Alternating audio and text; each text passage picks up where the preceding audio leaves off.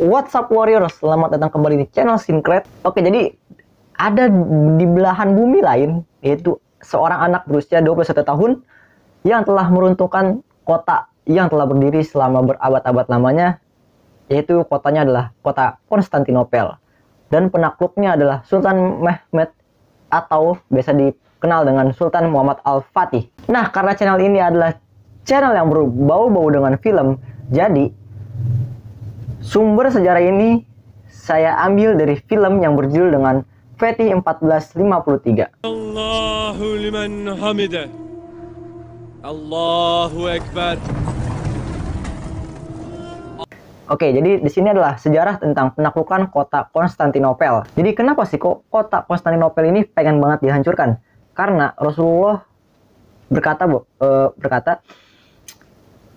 kota Konstantinopel akan ditaklukkan oleh seorang anak muda yang dimana pemimpinnya adalah sebaik-baiknya pemimpin dan pasukannya adalah sebaik-baiknya pasukan.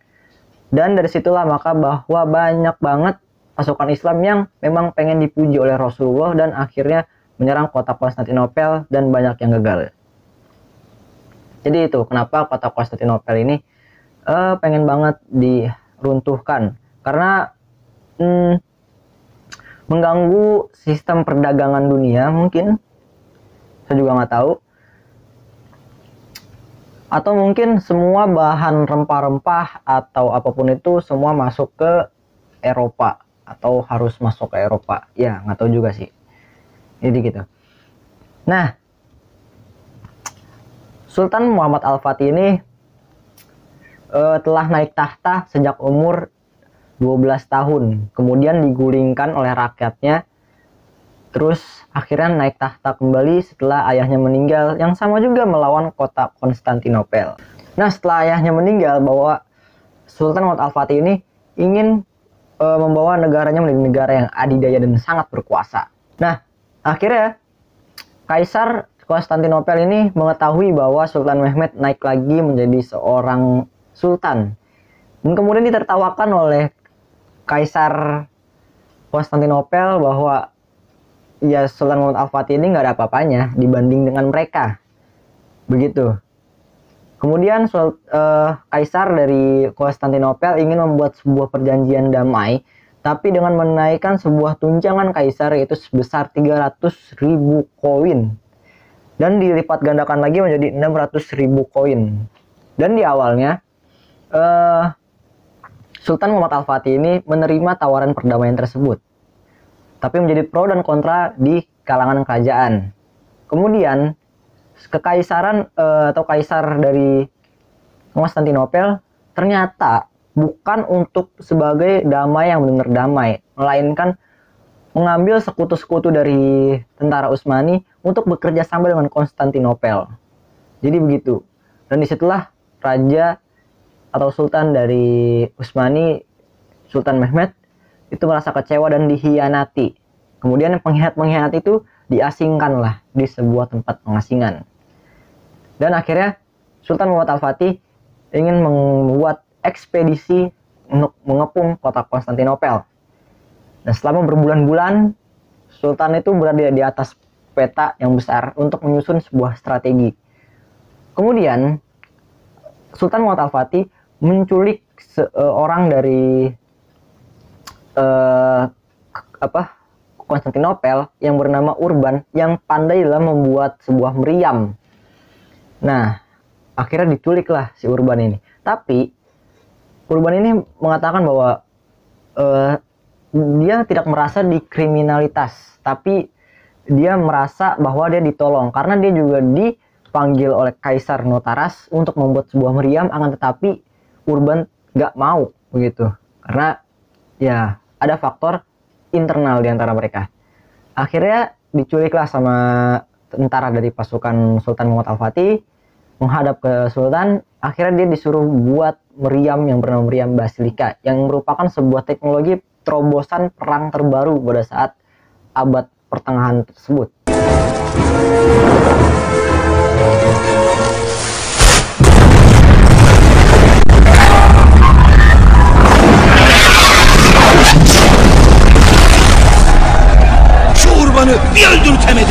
Kemudian setelah pasukan alutsista udah lengkap, Sultan berjalan ke Konstantinopel dengan jumlah pasukan yang begitu banyak, coy. Gitu. Karena benar-benar ini kota itu dikepung dari segala gerbang dan segala penjuru, ini benar-benar kotanya dikepung. Gitu. Membawa pasukan yang sangat banyak, itu sekitar tanggal 1 April kalau nggak salah ya, 1 April. Pada tanggal 1 April tahun 1453 berangkat ke Konstantinopel.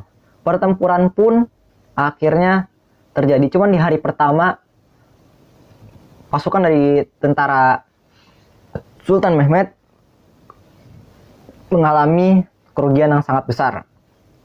Akhirnya terjadi gencatan senjata selama beberapa hari yang panjang dan akhirnya perang berlangsung selama 40 hari. Gitu. Nah, ada salah satu dari kapal-kapal tentara Utsmani ini yang masuk lewat Teluk Golden Horn.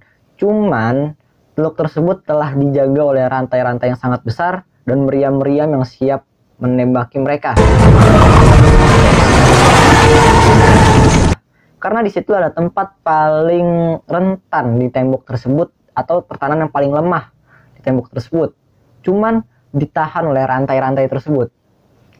Pertempuran semakin memanas, banyak korban yang berjatuhan dari kedua belah pihak.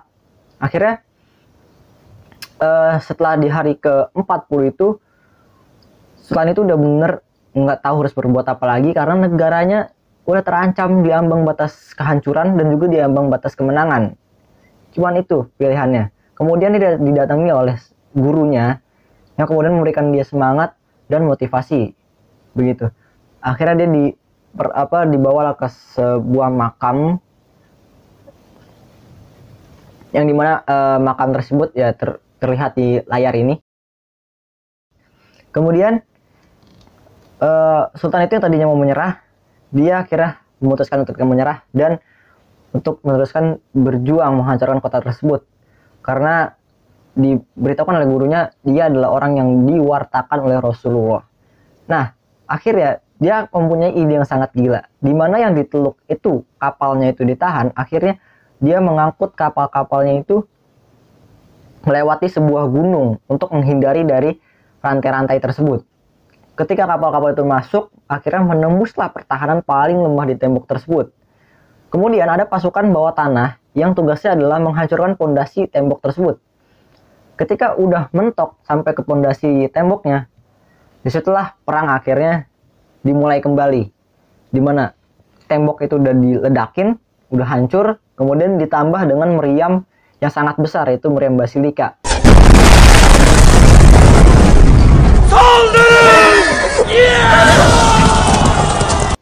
Udah hancur lah. Temboknya udah runtuh, udah bener-bener gak bisa untuk ditutup celahnya.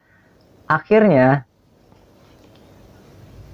pasukan dari tentara Turki ini berhasil masuk ke Konstantinopel dan akhirnya perang dimenangkan oleh kerajaan Utsmani yang dipimpin oleh Sultan Muhammad Al-Fatih. Sebelum memenangkan pertempuran tersebut, banyak sekali hambatan dan tantangan yang dilalui oleh tentara-tentara dari Turki. Karena diberitakan bahwa tentara Hungaria bersedia membantu Konstantinopel.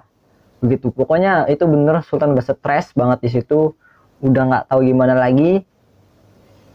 Iya, banyak akhirnya konflik internal yang terjadi. Akan tetapi setelah gurunya datang memberikan semangat, motivasi segala macam, akhirnya Sultan berhasil menyatukan kembali pasukan-pasukannya dan menyerang Konstantinopel. Pertempuran pun dimenangkan oleh Sultan Muhammad Al-Fatih.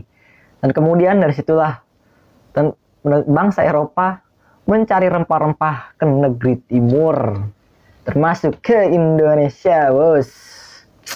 Hei, parah. Ya sudah. Tapi setelah itu kaisar yang meninggal dan banyak petinggi-petinggi dari Konstantinopel itu yang ditawan, tapi rakyatnya nggak ditawan. Rakyat itu bersembunyi atau berlindung di Hagia Sophia. Di mana Hagia Sophia itu tadinya adalah pada saat dipimpin oleh Sultan Muhammad Al-Fatih itu adalah sebuah masjid, kemudian berubah menjadi gereja, kemudian berubah lagi menjadi museum, kemudian berubah lagi menjadi masjid lagi. Ya, perjalanannya panjang banget, berarti itu masjid udah sangat tua sekali coy, dari tahun 1453. Itu ditaklukkan ya 1453. Gak tahu dibuatnya itu kapan ya kan. Ya sudahlah. Segitu aja untuk episode kali ini. Untuk cerita sejarah kali ini, semoga mendapatkan manfaat. Baiknya diambil, buruknya jangan. Dan saya Raka Atarsya, bungkus.